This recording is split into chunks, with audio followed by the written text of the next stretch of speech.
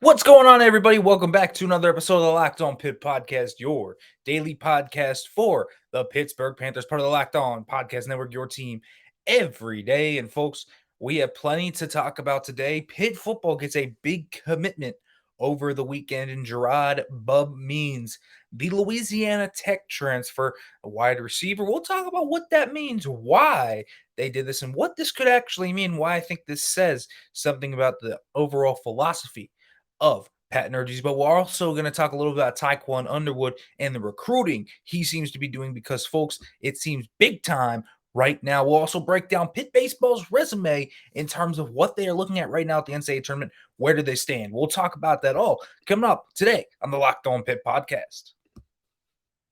Are Locked On Pitt, your daily podcast on the Pittsburgh Panthers, part of the Locked On Podcast Network, your team every day.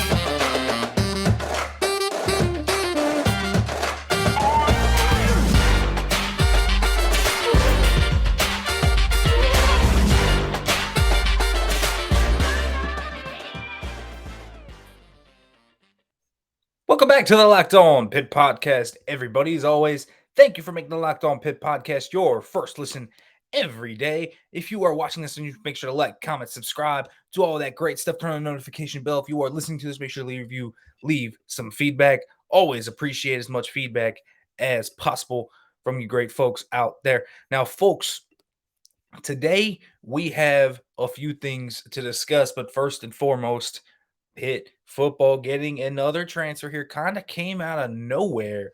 We really didn't think that they were going to get a significant transfer, and certainly at that, not another wide receiver. But nonetheless, that is what has happened. Pitt is in talent acquisition mode.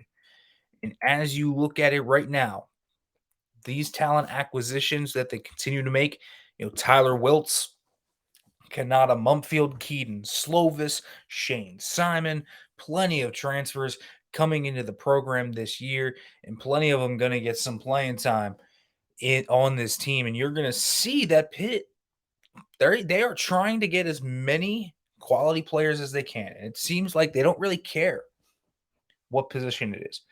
If you're good enough, they're going to come after you. And that's why this is so interesting. Wide receiver. Who actually thought Pitt needed a wide receiver? Just jumping off the page. Did you think they needed one? I didn't think they did. You look at it, and let's see who they have. Jordan Addison, Jared Wayne, Konata Mumpfield, Jaden Bradley, Jalen Barden. They still have guys behind them. Addison Copeland. Chain Wabuko will be on campus. Miles Alston's still there. They have guys. So there's depth. But I think Pitt is trying to get as many talented players as they can. Again, Bub Means coming in. First of all team name, Bub Means. I know Bub is the nickname. His first name is actually Jerrod. But Bub Means is a phenomenal name. And here's the thing. When I look at what he brings to the table, wow. 20 yards per catch. You want to talk about explosiveness. Jerrod Means is exemplified in explosiveness. This is a guy that just takes the top off a defense. Straight up. Takes the top off a defense. And you're talking about a guy that had over, 20, he had 22 receptions on the season, and 13 of them went for 20 or more yards. That means he had 13 explosive catches in 22 receptions. I want to talk about explosive ability. Good Lord. Because that, my friends, that is extremely impressive to me. I mean, seriously. We are talking about something special with that. I get it. You look at Louisiana Tech, and yeah, they don't play great competition, right? The Conference USA, it's not the sexiest conference, that's for sure.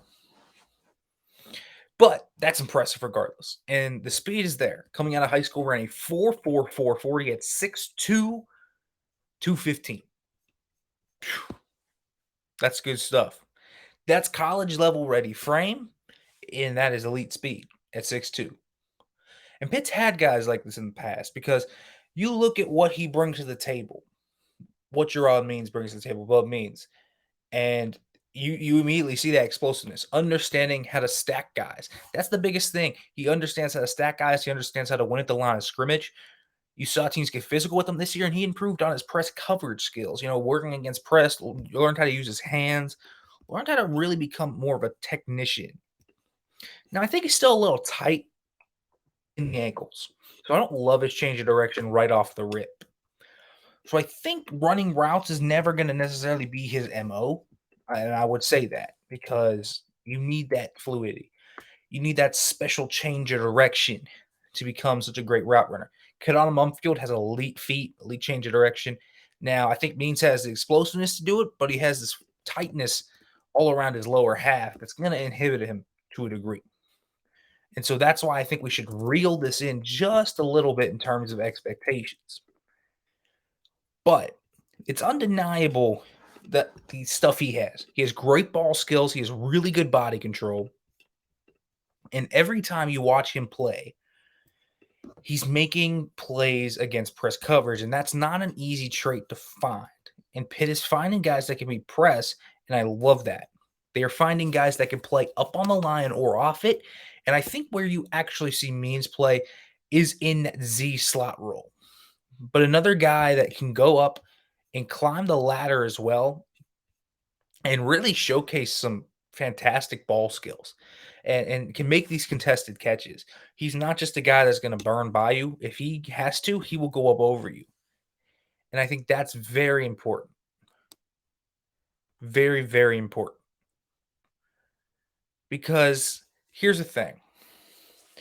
As a speed guy, if you're not completely elite at running routes and deception, and I don't think Means is. Now, I think Means has good releases, and I think he's really used his hands a lot better, and I think he understands spacing. I think he understands how to stack players. I think he understands how to do all this. But when you don't have elite change of direction like that, it can get you caught up in some areas. And so Means is a really explosive player with kick return experience, really good yak stuff as well. This is good enough. He has good yak stuff, good acceleration. I think his speed's a little bit more build up. I don't think it's initial. I think he has good explosiveness, but that acceleration takes 2, 3, 4 steps to get going completely. But I like what I see out of him. And so there are, a few comps that kind of throw out my way. And I want to give Pitt-centric comps. Now, I don't want to say he's completely he's not completely perfectly akin to each one of these guys. He has certain traits of these guys, but you are looking at the certain vein of a range of outcomes. And these two names are the two names I think fit him best. If you want a high-end outcome, you're probably talking Greg Lee. This is the type of guy you're talking about. I think anyone would take Greg Lee, like in an instant, right? I mean, it's Greg Lee. So, you would take Greg Lee in an instant, I think, from Bub Means. That would be great. The other one that kind of jumps out to me as a possibility as another comp is Jester Wea. Type of speed, height, weight, speed guys that aren't elite route runners, but guys that understand spacing, can make contested catches, guys that really understand how to use their speed and win at the line of scrimmage. And that's been the biggest thing. That has been the biggest thing to look at when you kind of encapsulate all this together. And I think Bub Means is a talented player. And there's a few reasons why. First of all, the targets that he was getting were all down the field, and they trusted him to win them. And he did it really well. And he's a guy that looks like he has that speed that can translate to the next level. And he has that ability at the line of scrimmage. Stuff at the line of scrimmage, technical stuff with your feet, your hands, that translates. And he has it all. So it's going to translate. And I think it's really good. So he's going to be a quality deep threat here at the ACC level. I truly do believe that. I like the addition of Bub Means. I could see why they went out and got him. But what does this mean for the rest of the core? And overall, does this speak to a philosophy change? And what about Tiquan Underwood and this big recruiting win for him? We will talk about that. But first, folks, I want to remind you about Built Bar, because do you want a protein bar that is 100% real chocolate, but you still get all of the benefits of a usual protein bar. Well, I got the one for you. It is Built Bar. Have you tried the Built Bar Puffs? If you haven't, you're missing out on one of Built Bar's best tasting bars. Puffs are the first ever protein-infused marshmallow. They're fluffy. They taste like marshmallows. They're not just a protein bar. They're a treat, and they're covered in 100% real chocolate, just like every Built Bar is. And here's the catch, though. While you get that candy bar taste and that deliciousness of a candy bar with Built Bar, you also get all the benefits of a regular protein bar. It's low in calories, low in sugar, low in net carbs, high in protein. You get all those health benefits, and you have so many flavors you can choose from mint brownie, coconut almond, and more. Go to built.com, use the promo code LOCK15 and get 15% off of your order. Use the promo code LOCK15 for 15% off at built.com. Folks, if you want to get better gut health, more energy, an optimized immune system, and hated taking pills and vitamins, but you want a supplement that actually tastes great, well, try Athletic Greens AG1. I'm telling you, you do not want to miss this. You're absorbing 75 high-quality vitamins, minerals, whole food source superfoods, probiotics, and adaptogens in one delicious scoop of AG1. It's how you can start your way right and help better your health, your nervous system, your immune system, energy, recovery, focus, all the things that matter for you to be successful in life. It's a lifestyle friendly thing, whether you eat keto, paleo, vegan, dairy-free, or gluten-free. It can be whatever. AG1 is helpful for you. Folks, it contains less than 1 gram of sugar, no GMOs, no nasty chemicals or artificial anything, and it still tastes amazing. It costs you less than $3 a day, and you're investing in your health, and it's cheaper than your cold brew habit. It's cheaper than getting all those different supplements for yourself. So make sure to try AG1. So to make this easy, Athletic Greens is going to give you a free 1-year supply of immune-supporting vitamin D and 5 free travel packs with your first purchase.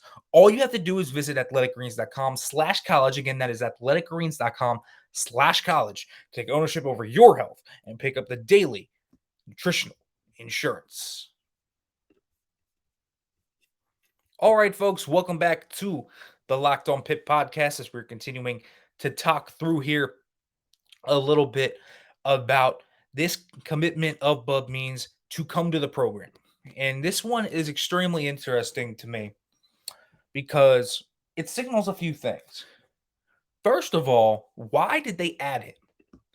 Okay, I think one of the things is he's just a talent worth having. Explosive receivers are in demand nowadays. And you don't find a ton of explosive receivers because there's just not a lot of guys that can win at a deep level and have this type of speed. You don't find 6'2" guys running 4.4s very often. Those guys don't grow on trees. So anytime you have an opportunity to go get one, well, you get that type of guy. You get that type of athleticism on your roster, and you're feeling really good about yourself. And so I think this is part of why you see them bring him in. Also, though, let's remember the injury scare from last year. So many injuries in that receiver room last year. You had Jared Wayne get hurt for a period. You had, Melkeith Stovall get hurt. Barton and Mack miss significant time. You see all these guys get hurt, and it just adds up eventually. You see Tipton get banged up. Thompson gets banged up. Big Hurt gets banged. Like all these guys get banged up and down the depth chart. And eventually it just becomes, okay, man. I mean, we have to have better depth. And so you see this. This is building depth, first of all. So who's going to replace, if Jalen Barton gets hurt, who's going to replace him as the speed threat? Or Bub Means gets hurt, whoever wins that battle. Who's going to replace who? One of the two, right? So now you have 3 real speed threats with Nwapuko coming in. And so you have depth across all positions. So now you needed that other Z. You didn't really necessarily have a ton of depth at the former Taysier Mack spot. And this was one aspect you felt Pitt missing just a little bit. And Pitt's offense was great last year, regardless of it. But when they lost Taysier Mack, they lost a little bit of magnetism deep. They lost a little bit of explosiveness. Now, they also lost Jalen Barton, who could have added that, but they never really had that. So you're seeing a refocus of speed here. Konata Mumpfield can really run. Now, he's a bit more of a technician, 3-level threat. He can win deep. He's not a pure technician to win deep, though. That's not his 100% game. He can do it, but it's not his 100% thing. So we're talking about deep threats here. Bub Means, Jalen Barton, Chena Wabuko. Wabuko can do a little bit more, I think, underneath in those areas. And probably the fastest of all the three of them, to be quite honest with you. But now they have three legitimate, very fast dudes that can just take the top off your defense. And I think that's really something that's interesting. Because when you actually kind of scan over what this means, and I think what it means overall is Pitt's trying to become explosive and stay explosive. Because when you lost Stovall, Mack, and Barton all at once, yeah, the explosiveness in the offense was essentially through Jordan Addison. And he could obviously do it. He's great, and Kenny Pickett helped out, but as much talent as you can have there, as much explosiveness as you can have in that offense, you need. And this is part of Pat Narduzzi, I think, looking around and realizing what is the best teams doing in the landscape of football right now. They're all explosive. They're all explosive. Doesn't matter if that's through the run game or through the passing game, but they're all explosive. Look at Alabama, and they are the blueprint, right? Bama is the blueprint. You look at guys like Jamison Williams, John Mechie, Jalen Waddle, Henry Ruggs, all these guys, Jerry Jeudy, all these guys. And you're probably going to see Tyler Harrell added to that list this year. You see all these guys come through Tuscaloosa, and they're big play machines. And explosiveness is one of the biggest things that makes Bama so hard to play, right? They're obviously great, but if they weren't explosive, they'd be a lot more easier to manage because they could score in a hurry on you. And that's always been the thing. LSU, when they were great, obviously, having Joe Burrow, Clyde Edwards-Helaire, Jamar Chase, and Justin Jefferson, and Terrace Marshall all on the same team helps. But those are three explosive receivers, right? Explosiveness wins. You need explosiveness. Teams that win are explosive. I'll even look at Michigan State. When they came back against Pitt, you saw a few really big plays from Jaden Reed and Jalen Naylor that took chunk plays. Chunk plays are the MO of the game today. I think Pat Narduzzi is looking around, realizing it, and say, man, we're going to get as much speed in this room. We're going to be as explosive as possible. And we're going to make sure we can score in bunches and we can score fast. I think it's a really smart decision. I think, this is Narduzzi subtly adjusting the things and making this offense as explosive as possible. He's going to make sure last year wasn't a one-hit wonder. I think it's really smart to bring in a guy like Means for that. And so Tiquan Underwood seems to be kind of looking at that. And let's talk about Tiquan Underwood because, my goodness, he seems to be one of the ace recruiters right now that I have seen come through in Pitt as a newcomer. You talk about guys that are really just following him wherever he goes. I mean, they got Hakeem Williams up here. They got Santana Fleming up here for visits from this. I mean, this is some special stuff, right? This is some really special stuff. When we're actually looking at what he's done, you're talking about the relationship he's already built with guys that were previously being recruited by Brendan Marion. Guys like Rodney Gallagher, for example. And you see some of the guys he has helped already bring to campus, like Hakeem Williams, like Santana Fleming, these high-rated 4-star Florida dudes. And then he's getting other guys in here that just love him. His energy as a recruiter has to be infectious because he's a hard worker. He's relentless, and every single recruit you talk to about him that recruits them absolutely loves this guy. They absolutely love this guy. He is 100% just there, and he is such a good recruiter. He's a hard worker, relentless, and the guy seemed to buy his message. Because it's not easy you get borderline 5 stars on Pitt's campus. I know they won the ACC championship, but it's not easy. It's really not. It's a hard thing to do. And so getting this going, it's really impressive to watch what he's building here. Zion Fowler, Pitt's wide receiver commit in 2023, already loves the guy. And so Tiquan Underwood seems to be putting in a lot of work on their recruiting trail. I'm really excited to see who he can possibly land here in 2023 and 2024 moving forward. I think a lot to be excited about for Tiquan Underwood and this staff. Folks, now let's shift over to Pitt baseball. They beat Miami yesterday, but where are they looking in the tournament picture? But first, let me let you know about BetOnline, because BetOnline.net is your number one source for all your betting stats and sports info. Find all the latest sports developments, league reviews, and news, including this year's basketball playoffs and the start of the MLB season. BetOnline is your continuous source for all your sporting wagering information, from live betting to playoffs, esports, and more. Head to the website to use your mobile device to learn more about the trends and the action. BetOnline, where the game starts. All right, folks, welcome back to the Locked On Pitt podcast. We're continuing to talk about Pitt baseball here, as Pitt baseball is rounding itself into May here soon. They still have one more series, North Carolina A&T, coming up for the Panthers next weekend, which will be certainly interesting. At that, this is one that they probably should win. It's out of conference. It's not a great North Carolina A&T team either. But you look at what they've done so far in the ACC season, and I think this is really something that we have to talk about at this point, because Pitt has not made the NCAA tournament in baseball in 27 years, folks. 27 years. It's been a really long time. A really long time for Pitt. And so this is one they really need to crack here. You thought they would do it last year, and then they were snubbed, and everyone thought they were snubbed. Everyone you talked to was like, man, they should have made it. They had the resume for it. They had everything for it.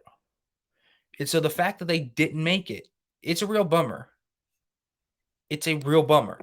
But this year, they're back in it against all odds. I don't know if anyone thought that with all the pitching, but they're here. They're ready for it. And so their resume is looking strong now. They beat Miami today 9-4. That's the number 5 team in the nation. Yes, they lost the first 2 games, and you had 2 brutal losses this week in extra innings to WVU at PNC Park, and then down in Coral Gables on a just absolute gem by Matt Gilbertson. It just didn't feel like they had the pop in the lineup this week. It really didn't until today, where they really got a lot of production from the bottom half of that order. Jordan Anderson had 2 RBIs. Overbeek had a few hits. Popa did a really nice job turning over. And I thought Brock Franks also has given some nice add pop there. But still, they are not full strength yet. They still could use Kyle Hess back, CJ Funk whenever. I wouldn't expect Sky Duff to be back. Just saying, don't get your hopes up on that one. But regardless, this team has some really promising things going for it.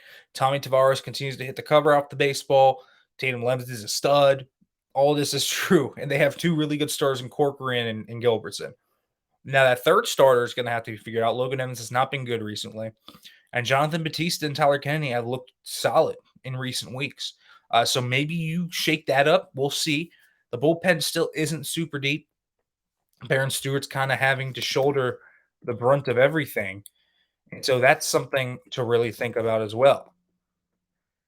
But the tournament conversation, I mean, when we get to that, Pitt is right in there. The RPI is up to 40. And so you climb up to RPI rankings.